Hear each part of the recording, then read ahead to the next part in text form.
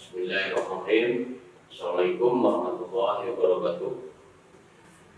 Alhamdulillah, wassalatu wassalamu ala rasulillah wa ala alihi wa sahbihi wa man wala. Pemirsa, video kali ini kita akan membahas tentang riya dan bahaya. Nah, ini sepertinya nggak ada apa-apa ya.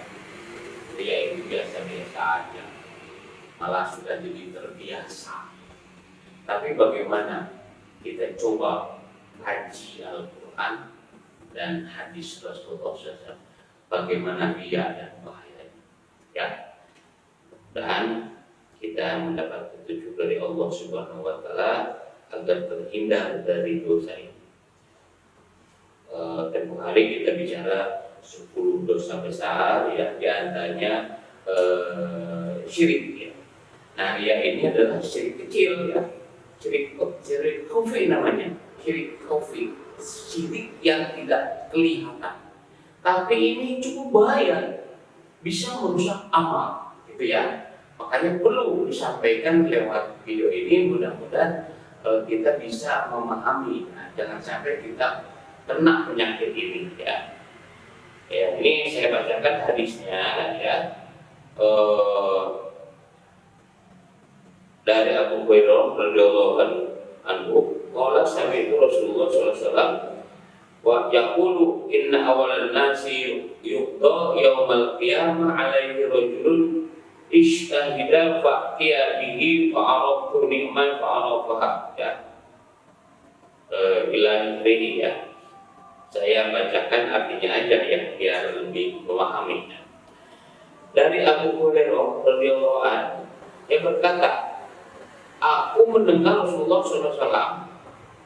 Nah, ini Rasulullah bersabda, ya, sesungguhnya manusia pertama yang diadili di hari akhirat nanti adalah orang yang mati syahid di jalan Allah.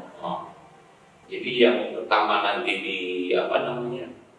ditanya, ya, atau yang pertama diadili gitu oleh Rasulullah, yaitu orang yang mati syahid.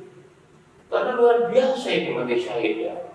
Nah, tapi ini kata Rasulullah, ada orang yang mati syahid, ya.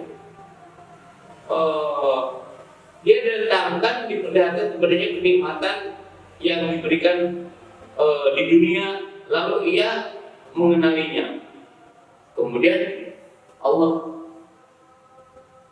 bertanya, ya, kepada orang yang mati syahid. Pertanyaannya gini, amal apakah yang engkau lakukan dengan nikmat-nikmat itu?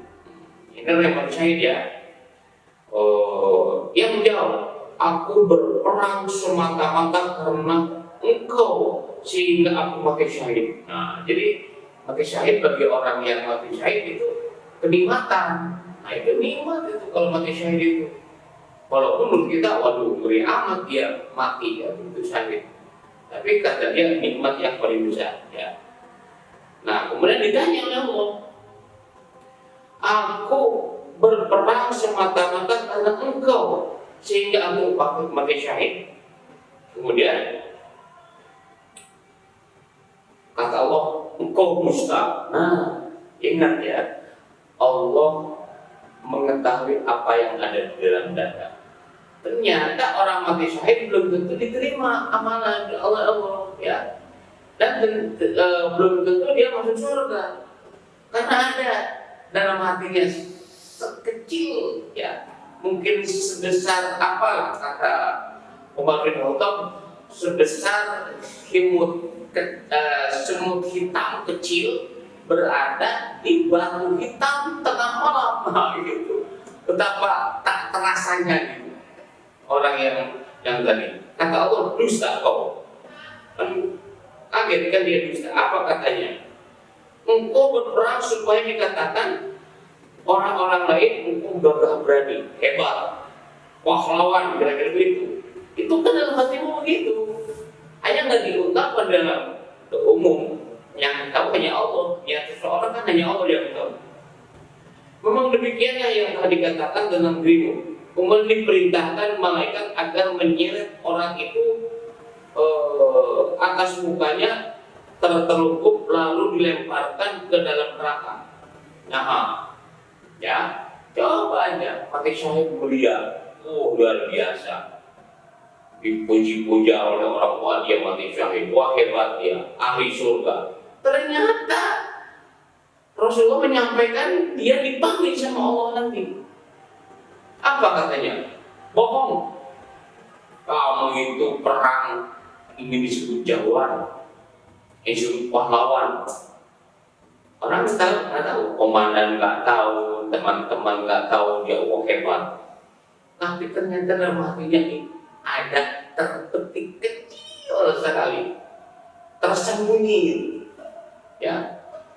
Dalam niatnya ingin disebut pahlawan. Mati syahid. Kebahagiaannya kalau yang lain gitu. Mati syahid udah jelas dia mengorbankan dirinya. Bagaimana yang lain? Wah, ngeri ya. Sholat misalnya atau bersedekah misalnya. Bagaimana kalau hati kecil ada niat lain? Masya Allah. Ya. Jadi kasihan, sia-sia amal. Nah kemudian yang kedua yang dipanggil, yang diadili oleh Allah, yaitu orang yang menuntut ilmu kemudian mengajarkan ilmu, ya, ilmu Al-Quran kepada masyarakat gitu.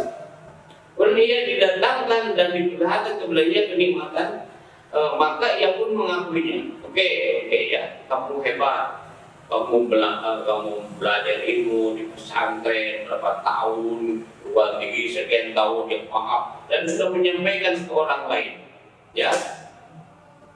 Kemudian Allah menanyakan, ya, di akhirat menanyakan, amal apakah yang telah engkau lakukan dengan kenikmatan itu? Ia menjawab, oh ini dengan semangatnya, gagahnya menjawab kepada Allah, apa? Aku menuntut ilmu dan mengajarkannya serta aku membaca Al-Quran hanyalah karena engkau ya Allah. Jawabannya. Tapi apa kata Allah? Kau dusta. Masya Allah. Ngeri ya. Dia sudah mati-matian, ya, mengajarkan dakwah ke sana kemari. Ketika meninggal, maka Allah kau dusta. Karena yang tahu tentang hati manusia ya Allah. Jadi walaupun dia memang mengajarkan Quran, berdakwah ke sana kemari, tapi yang tahu Allah. Sehingga Allah ketika dia ditanya, engkau dusta, engkau ilmu agar dikatakan seorang ulama, dan engkau membaca Al-Quran supaya dikatakan sebagai qori. Oh hebatnya baca Qurannya, Masya Allah, ya. Makanya tidak menjamin, ya, para pemirsa, maaf, banyak orang yang hafal Quran tapi tidak melambangkan dirinya sebagai Al-Quran. Naudzubillah, mudah-mudahan kita tidak, ya. Tapi ada yang semakin, wallahu a'lam, ya.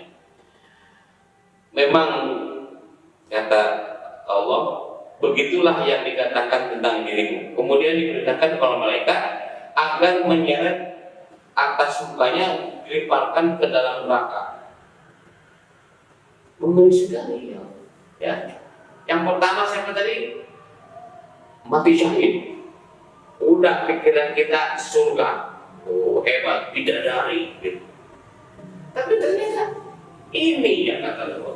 Inilah yang disebut dia terselubung. Subhanallah. Yang kedua tadi ulama mengajarkan Quran, hafal Quran, tapi ternyata ingin disebut. Kemudian yang ketiga, siapa yang dipanggil oleh Allah? Nah, ya, yaitu orang yang diberikan kelapangan rezeki dan berbagai macam harta benda dan diperlihatkan kepadanya kenikmatan, maka ia pun mengenalinya dan membukanya. Nah, ini pun orang yang banyak harta, kemudian bersedekah banyak. Wah, sedekah di mana-mana, ya. Malah sekarang mohon maaf di videokan sudah sedekah, wah hebat. Kemudian ketika Allah bertanya, apa yang kau lakukan dengan nikmat itu? Oh saya nikmat ya Allah kalau bersedekah. Oh nikmat saya. nikmat kalau bersedekah, dan saya senang sekali bersedekah. Tahu kok, dusta kau.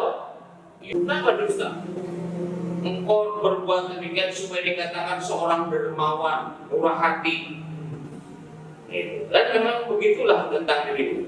Kemudian apa? Diperintahkan malaikat untuk menyeret dia ke neraka.